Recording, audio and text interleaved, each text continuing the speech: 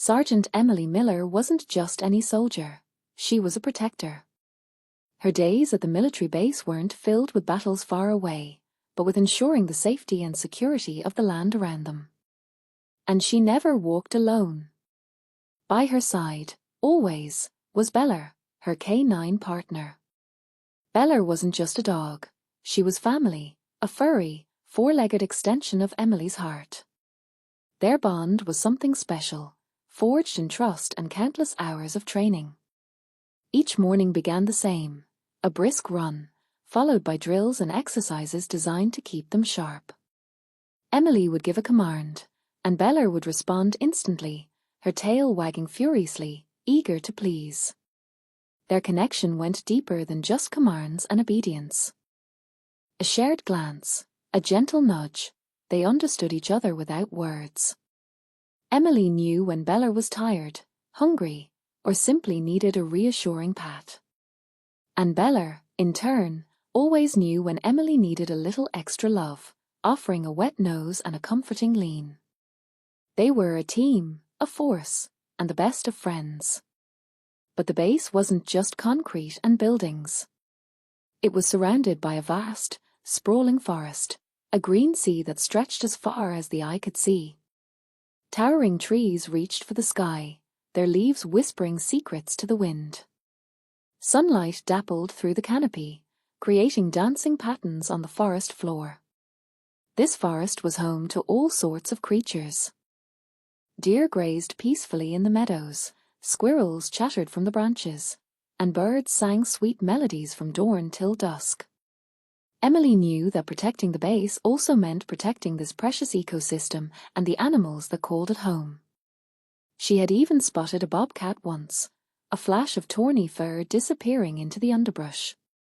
It was a reminder that wild things lived just beyond the edge of their world, and she felt a responsibility to be a good neighbor.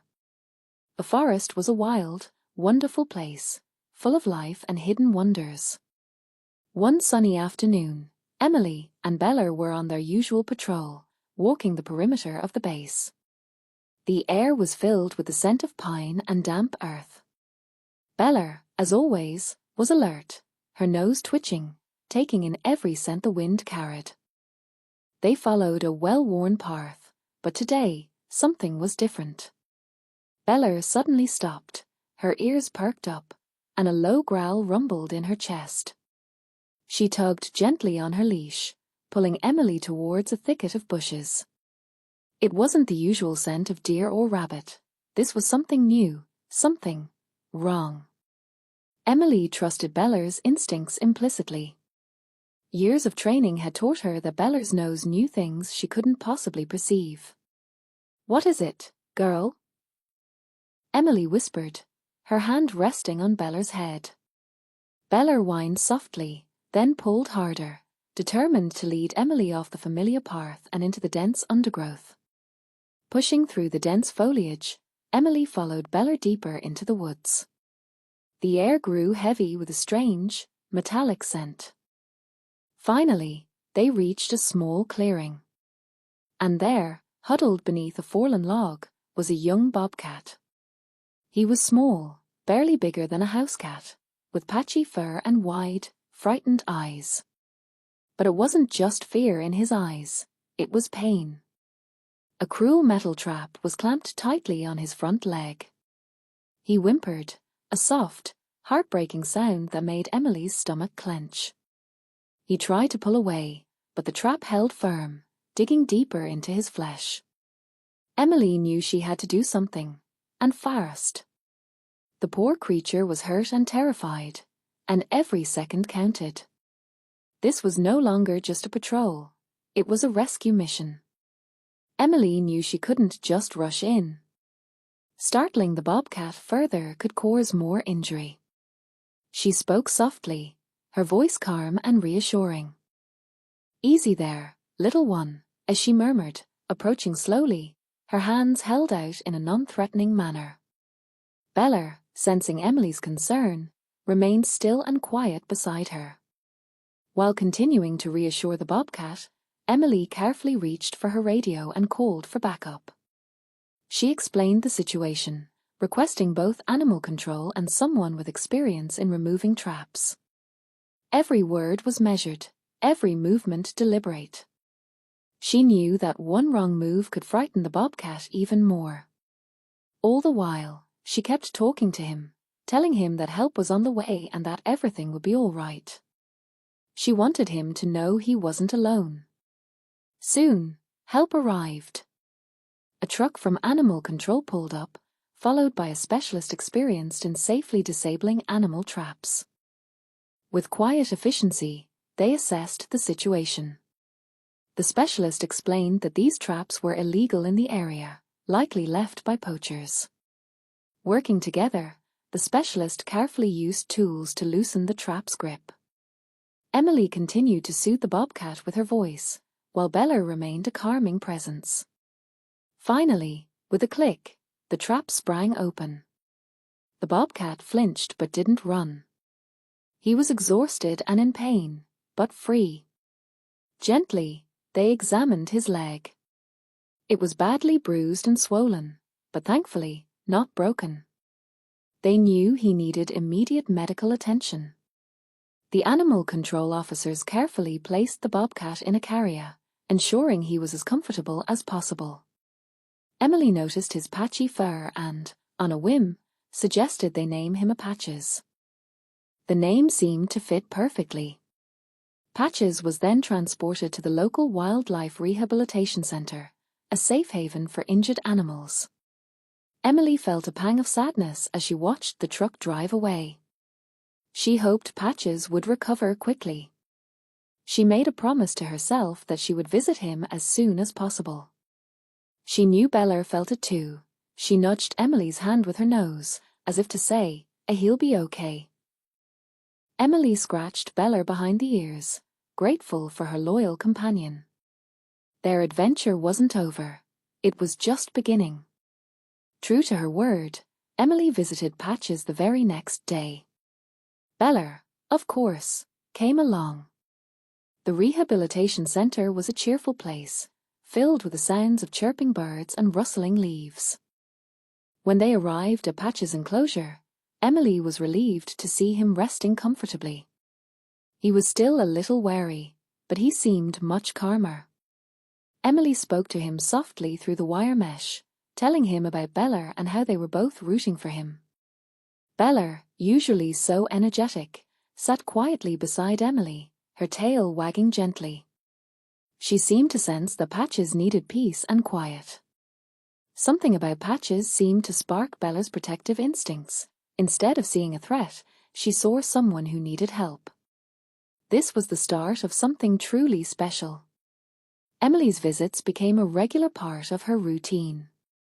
Every few days, she and Bella would head to the rehabilitation center. Patches started to recognize them. He would perk up whenever he saw them approaching, his eyes widening with curiosity. Bella, in particular, was always excited. She would whine softly and wag her tail, eager to see her new friend. She no longer saw Patches as a wild animal, but as someone who needed her friendship. The staff at the center were amazed by Bella's gentle demeanor. Usually, dogs and bobcats were natural enemies, but Bella seemed to understand that Patches was different. He was no threat, he was a friend. It was a bond no one could have predicted. As the days turned into weeks, Patches' leg began to heal. He started moving around more, regaining his strength and confidence. And with each visit, the friendship between him and Bella grew stronger. Eventually, the staff felt comfortable enough to let Bella into Patches' enclosure, under close supervision, of course. The first time was nerve-wracking. Emily held her breath, watching carefully. But there was no aggression, no fear. Instead, Bella gently approached Patches, sniffing him cautiously.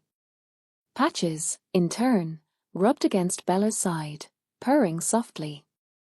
It was an incredible sight. A dog and a bobcat, two animals that should have been enemies, sharing a moment of genuine affection. They were becoming the best of friends. Soon, Emily and the Starf were treated to the most heartwarming sight. Bella and Patches were playing together. Bella would gently nudge Patches with her nose, and Patches would playfully swat at her with his paw, claws retracted, of course. They would chase each other around the enclosure, Bella's tail wagging furiously, Patches leaping and bounding with newfound energy. It was a dance of friendship, a testament to their unique bond. They weren't just a dog and a bobcat, they were friends, pure and simple. Emily watched them, her heart swelling with joy. She had never seen anything like it. It was a reminder that friendship could bloom in the most unexpected places and between the most unlikely creatures. It was a beautiful sight. The day finally came when Patches was ready to go back home. His leg was completely healed, his fur was sleek and glossy, and he was full of energy. Emily and Bella were there to say goodbye. They drove Patches to the edge of the forest, near where they had found him. The Starf opened the carrier, and Patches hesitated for a moment, looking back at Emily and Bella as if to say thank you. Then, with a burst of speed, he darted into the woods, disappearing into the undergrowth. Emily felt a mix of sadness and joy. She was sad to see him go, but happy that he was free and healthy. She knew that he belonged in the wild, and that's where he was meant to be. She hoped they would see him again someday. Life went back to normal, but not entirely. Emily and Bella continued their patrols, protecting the base and the surrounding forest. But now, they made it a point to visit the area where Patches had been released. They would walk slowly, calling his name softly, hoping for a glimpse of their friend. Sometimes, they would find a paw print or a tuft of fur, a sign that Patches was still around. Other times, there was nothing. But Emily never gave up hope. She knew that Patches was out there, living his best life in the wild. And she knew that their paths would cross again someday. Bella seemed to understand, too.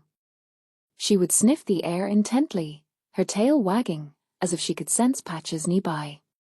Their friendship, though separated by the wild, was still strong.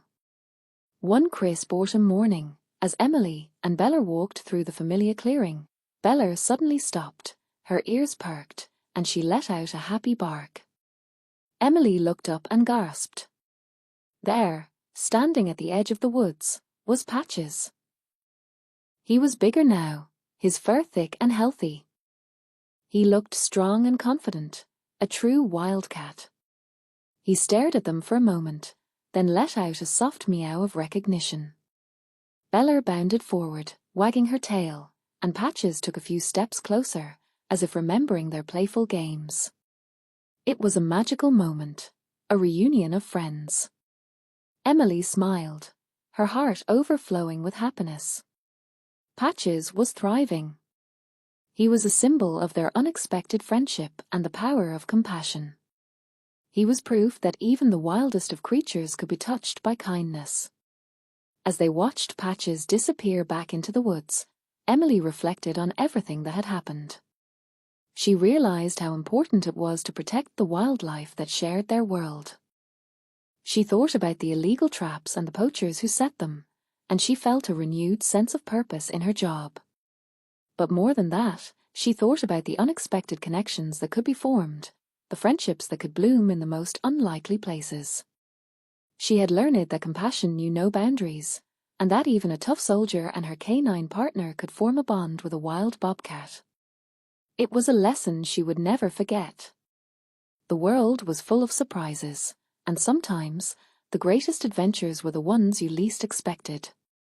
And so, Sergeant Emily Miller, her loyal canine partner, Bella, and the wild bobcat, Patches, became a symbol of something bigger than themselves.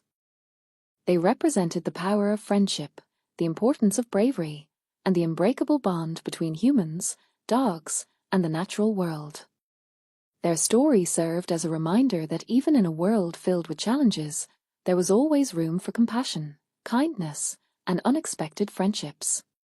And every time Emily and Bella patrolled the forest, They did so with a renewed sense of purpose, knowing that they were not only protecting the base, but also the creatures who called it home. The end.